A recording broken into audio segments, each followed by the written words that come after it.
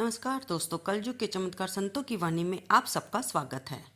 दोस्तों, आज की हमारी वीडियो है अजा एकादशी के बारे में। एकादशी तिथि कब शुरू हो रही है, कब व्रत रखेंगे, कैसे पूजन विधि होगी और इस व्रत की कथा क्या है, इस सब के बारे में हम इस वीडियो में जानेंगे। दोस्तों, एकादशी तिथि का आरंभ 9 सितंबर को शाम 7:17 से शुरू हो जाएगा और ये तिथि 10 सितंबर को रात 9:28 पर समाप्त होगी।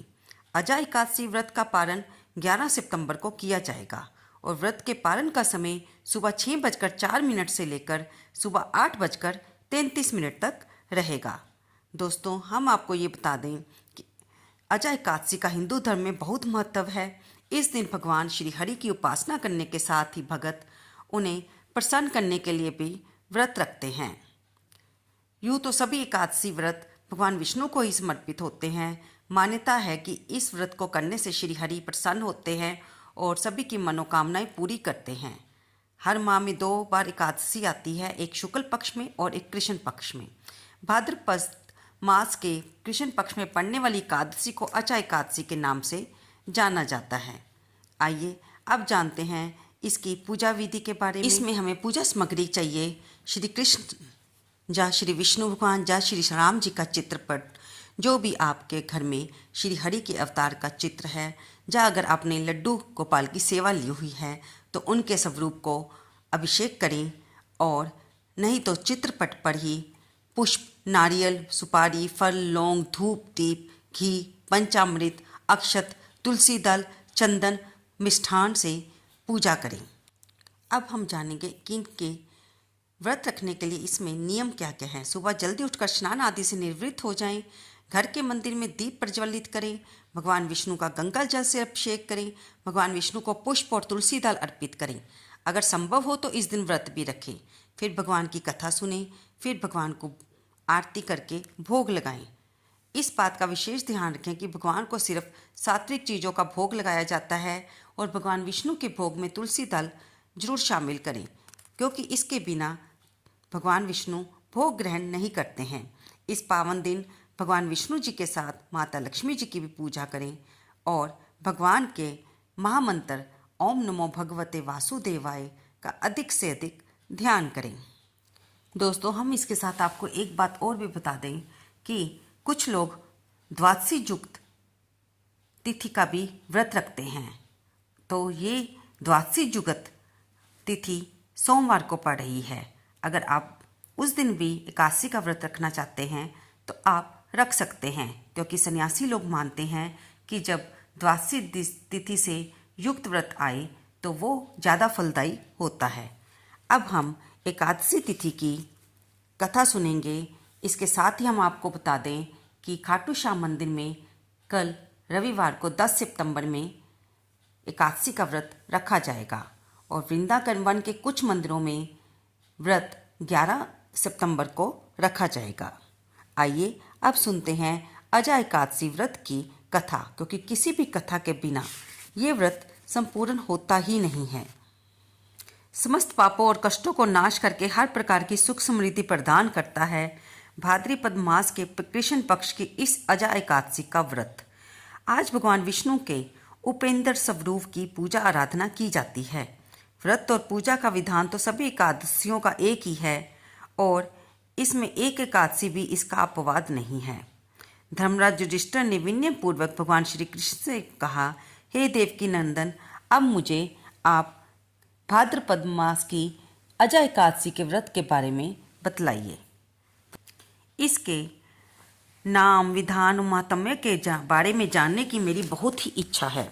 भगवान श्री कृष्ण ने कहा, है कुंती पुत्र, जन्म जन्मांतरों के सभी प्रकार के समस्त पापों को नाश करने वाली इस एकादशी का व्रत नाम अजा एकादशी है। इस व्रत को करने से मनुष्य सब पापों से मुक्त हो जाता है। जो मनुष्य इस दिन भगवान ऋषिकेश का पूजन करते हैं उसको अवश्य वैकुंठ की प्राप्ति होती है। अब मैं इसकी कथा कहता हूँ, आप ध्यान पूर्वक सुनिए। सतयुग में सूर्यवंश में सत्यवादी हरिश्चंद्र नाम का एक महान प्रतापी चक्रवर्ती सम्राट थे।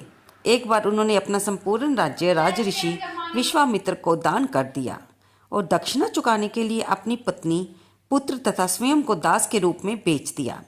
राजा शमशान में चंडाल का दास बनकर सत्य को धारण करता हुआ मृतकों को वस्त्र ग्रहण करता रहा, मगर किसी प्रकार भी सत्य से विचलित ना हुआ।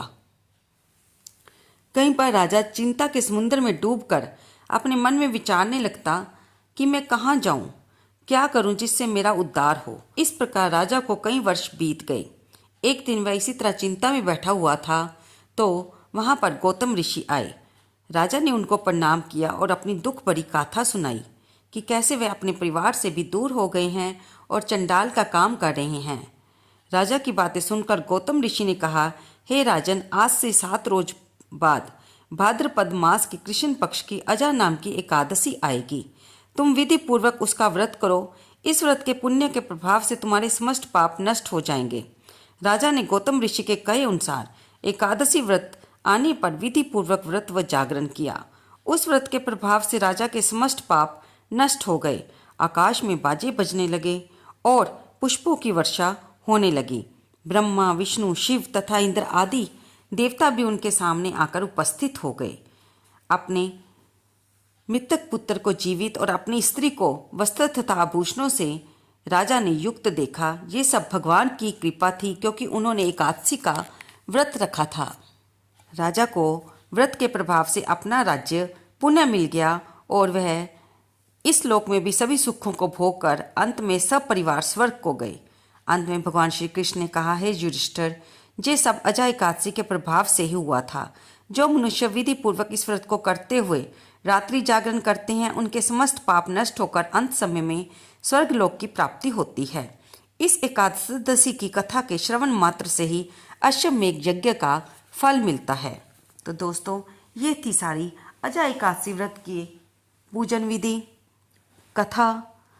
हम आपको हर व्रत में ये बताते हैं कि अगर आप ये व्रत रख रहे हैं तो अपने ब्रह्म मुहूर्त में स्नान करके अपने घर के मंदिर में भगवान की चौकी सजाकर, जिस ईश्वर से, जिस भगवान के स्वरूप से वो व्रत संबंधित रखता है, उसी स्वरूप को चौकी पर सजाकर उसका अभिषेक करें। उसको षोडशोपचार फल, फूल, धूप, दीप नैवेद्य से पूजा करके घी का दीपक जलाकर फिर अपने हाथ में फूल या चावल लेकर थोड़ा सा जल और दक्षिणा लेकर अपने व्रत का संकल्प करें कि आप ये व्रत किस प्रकार रखने जा रहे हैं।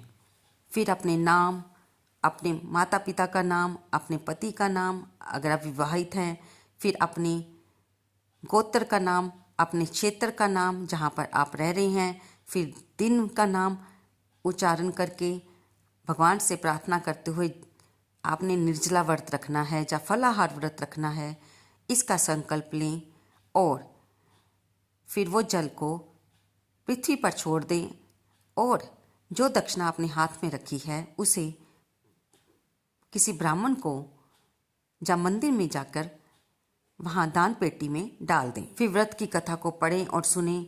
और अगर आपके पास समय है, क्योंकि आज के समय में घर से बाहर निकलते ही सुबह ही काम शुरू हो जाते हैं और मंदिर जाने का समय बहुत कम रह जाता है। कई लोग नौकरी पर जाते हैं तो उनके पास समय का अभाव होने के कारण वे मंदिर में नहीं जा पाते, तो वे घर के मंदिर में ही पूजा कर लें।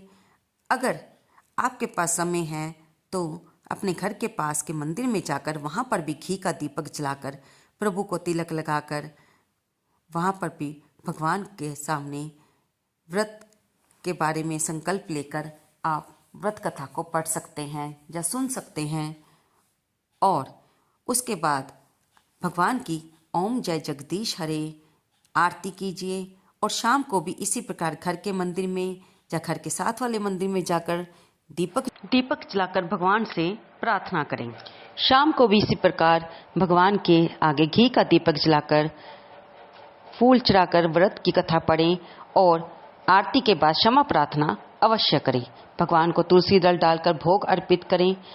दोस्तों, क्षमा प्रार्थना करना बहुत जरूरी होता है, क्योंकि हम संसारी लोगों से व्रत के दिन भी कोई ना कोई जाने जाने भूल हो जाती है। तो क्षमा प्रार्थना का अर्थ होता है कि प्रभु, इस व्रत को रखने में मेरे से जो भी भूल हो गई है, कृपया आप उसे क्षमा करें और जिस मनोकामना हेतु आपने व्रत रखा है भगवान उस मनोकामना को पूरी करें। दोस्तों, आपको ये जानकारी कैसी लगी कृपया इसे लाइक करें, शेयर करें और कमेंट बॉक्स में जय विष्णु भगवान लिखना तो बिल्कुल ना भूलें। अगले दिन द्वादशी के दिन समय पर पारण कर लें और आप अगर सूखा भोजन यानी कि आपने अन्न, दाल, चावल निकाले हैं तो वो मंदिर में जाकर किसी शेष ब्राह्मण को दे दें। नहीं तो घर से थोड़ा सा खाना बनाकर ब्राह्मण को भी आप खिला सकते हैं या फिर किसी जरूरतमंद को भी खिला सकते हैं।